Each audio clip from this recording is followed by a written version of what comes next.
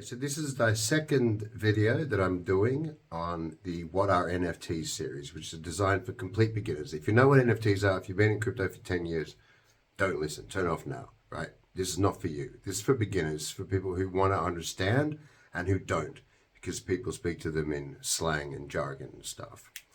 So in video one, entitled What Are NFTs, I think I'll call this one What Are NFTs Part 2. In video one, we established three main things.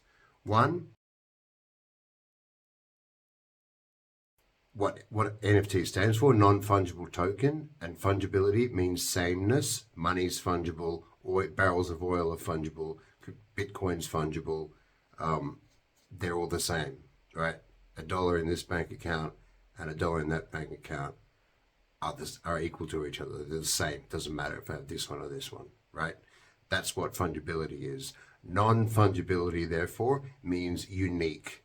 Okay, so you can actually, think about NFTs as being unique tokens. The second thing we talked about was that they tended to lend themselves in early stages to art, fine art, people creating art as tokens, minting them and selling them on the blockchain to people, to collectors. So it was actually a great way for, artists do struggle to make a living, and non-fungible tokens has completely revitalized the fine arts sector. So they did lend themselves to fine arts in their initial phase. The thing that a lot of people don't understand about them is I can find an image, I can right click, save as, and I have it on my desktop. So why would I pay for the same piece of artwork? And the reason is because you own it. If you pay for it, you bought it. The blockchain says you own it, or your wallet owns it. It's yours.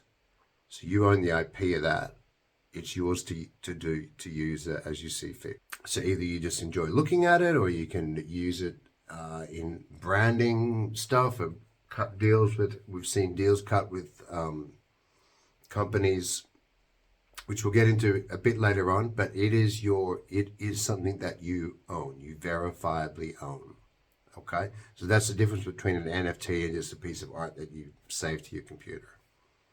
So just a very, very brief kind of recent history of NFTs, because they really took off around, you want to say end 2020 into 2021, and platforms came online where it was sent every week. There was a new platform where you could mint an NFT and sell it.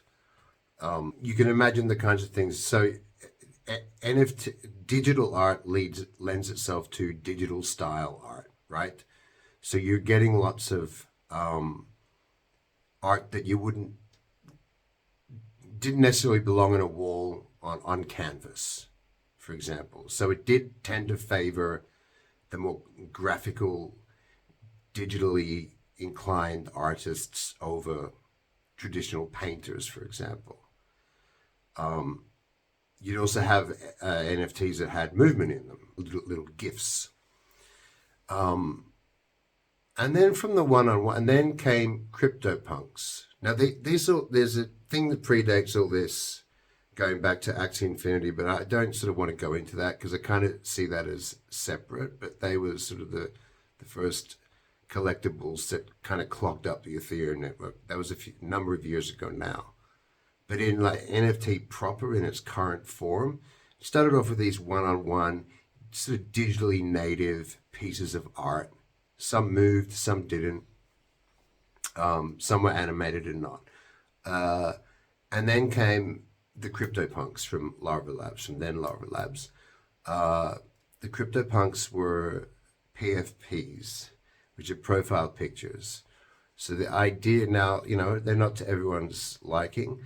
The idea is that you could use these as your online identity, right? So Web3 is all about the user-owned internet, the idea of a user-owned internet, and an internet identity that isn't necessarily the same as your in real life identity.